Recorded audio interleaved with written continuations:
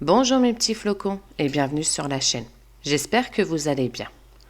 Sous l'océan, dans l'une des 7 mers, vit une cité paisible où créatures marines et sirènes vivent en parfaite harmonie.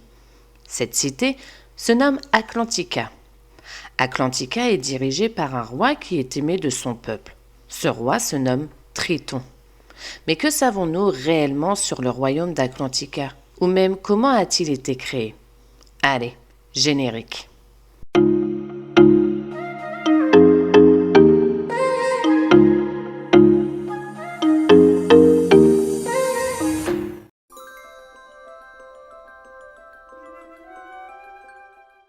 Atlantica est un royaume marin qui se situe dans l'océan Méditerranéen et plus précisément près de l'Italie.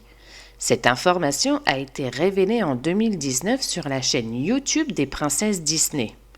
Ce royaume est le royaume du roi Triton et de la reine Athéna, parents d'Ariel et de ses sœurs dans La Petite Sirène.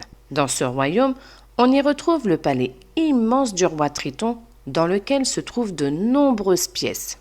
Pas moins de 8 chambres, une pour chaque personne du palais, mais aussi, et de ce que nous voyons dans les films et la série, une salle de concert, une salle des trésors, des jardins, une salle à manger et bien sûr la salle du trône.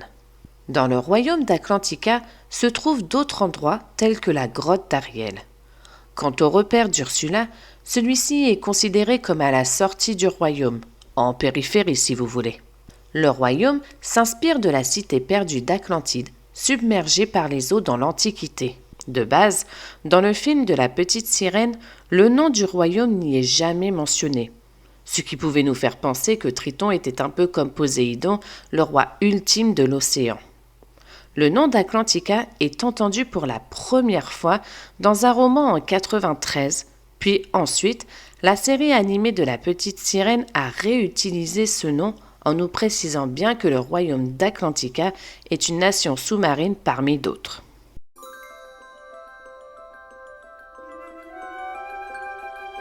Dans les années 90, bien après le film d'animation, une série de 4 histoires de La Petite Sirène ont été publiées dans la BD de Disney Comics. Ces 4 histoires se passent bien avant l'histoire du film original. Par contre, la série télévisée, elle, s'en est inspirée. Les couvertures de ces revues étaient souvent inspirées d'images du film de 89, comme par exemple le numéro 1 montrait Ariel dans la reprise de Partir là-bas, vous savez, sur son petit rocher.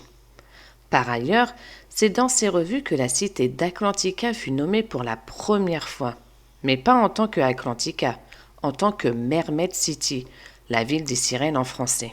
Et ça, dès le premier numéro.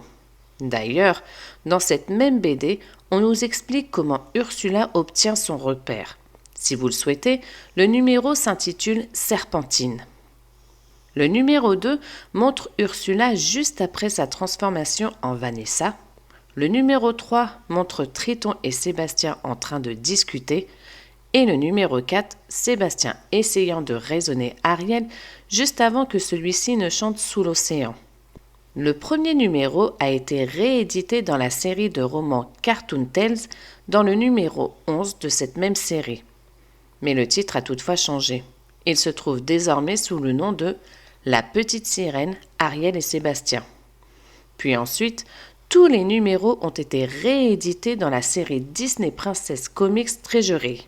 Avant de continuer, petite question pour vous.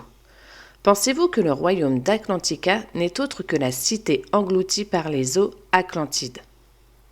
Et surtout, on n'oublie pas de s'abonner et de liker.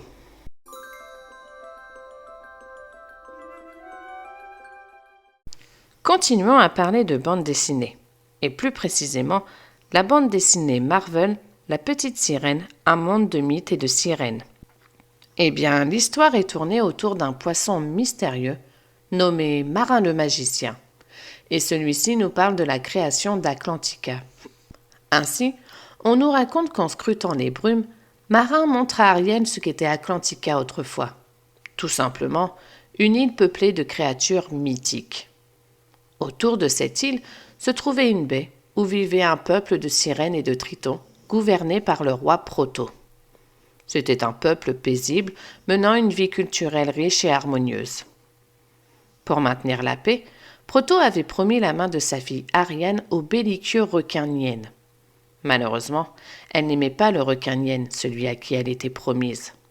Ariane aimait le centaure Jason et refusa d'épouser le requin Nienne car elle savait qu'elle devrait quitter son véritable amour pour vivre dans le royaume du requin Nienne. Lorsque la vérité fut révélée sur le fait qu'elle aimait Jason, requin Nienne entra dans une rage folle, et pour se venger de tous les Atlantes, il retira l'œil de l'Atlantide du puissant volcan de l'île. Le volcan divisa l'Atlantide en milliers de morceaux et commença à engloutir la cité. Les centaures étaient plongés dans le chaos, tout comme le peuple du roi Proto, dont les bâtiments étaient détruits par les vagues déferlantes. C'est alors que les requins Niennes envahirent la région pour s'emparer de Proto.